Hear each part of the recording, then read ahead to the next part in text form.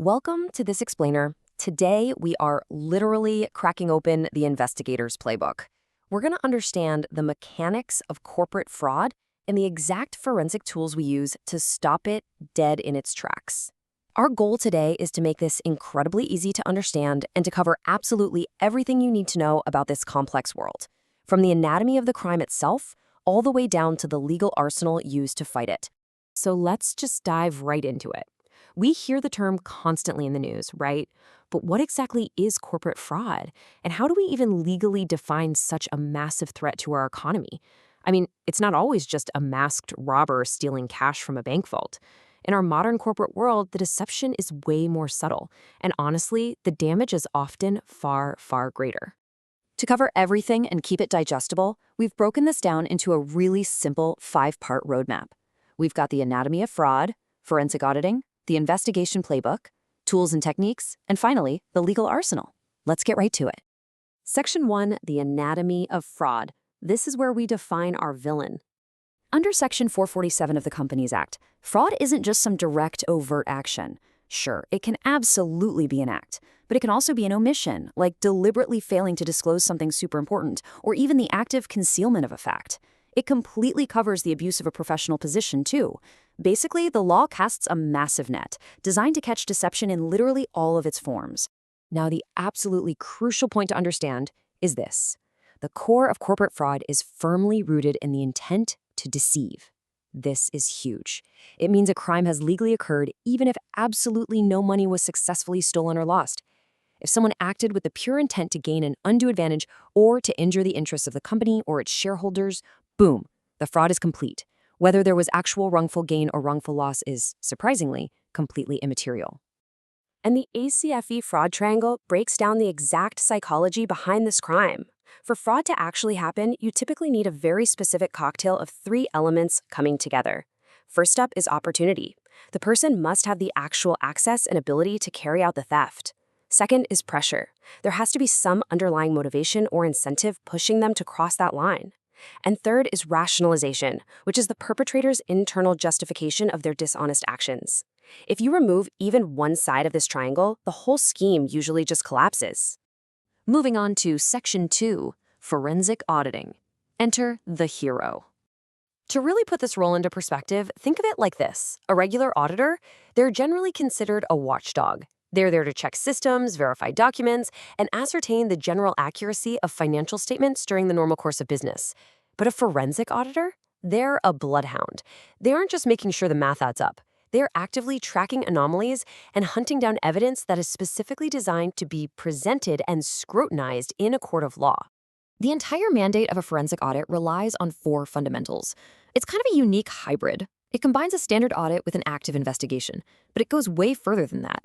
It relies on agreed-upon legal procedures, and crucially, it involves a proactive search for fraud. A bloodhound doesn't just sit back and wait for the deception to announce itself, right? They go digging for it. Okay, Section 3, the investigation playbook. Let's look at the method. A proper investigation follows a highly structured, sequential path.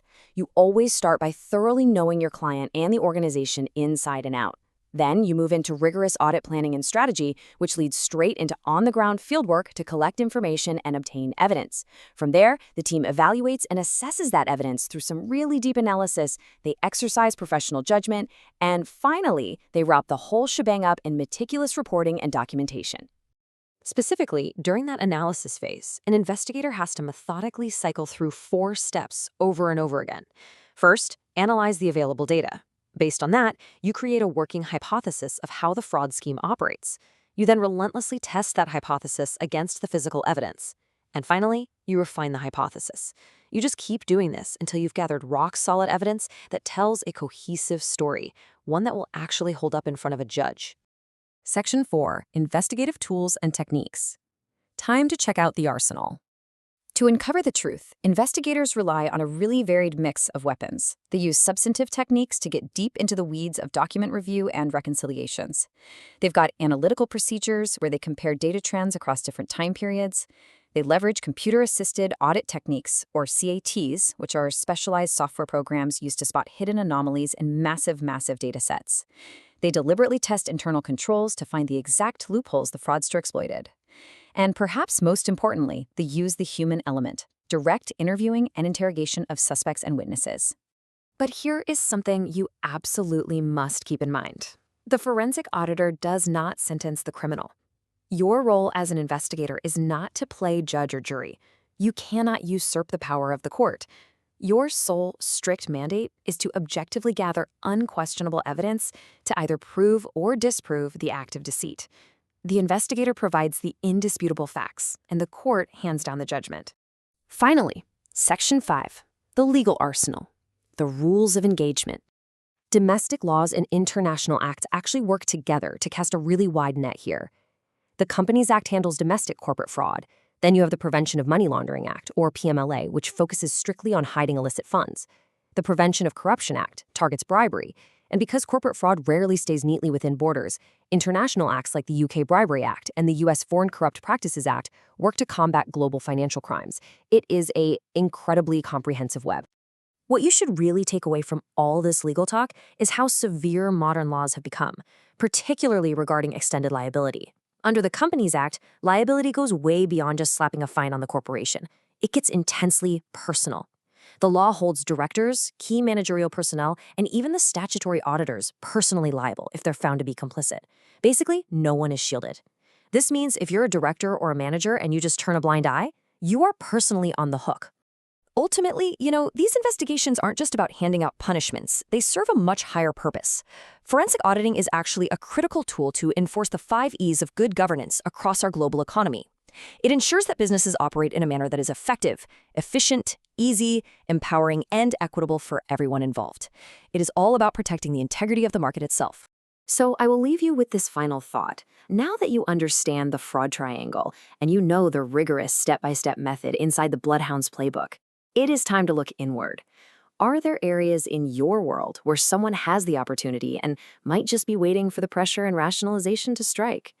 Really ask yourself, where are the hidden blind spots in your own organization? Thank you for joining me on this explainer, and remember to keep a really close eye on your own systems.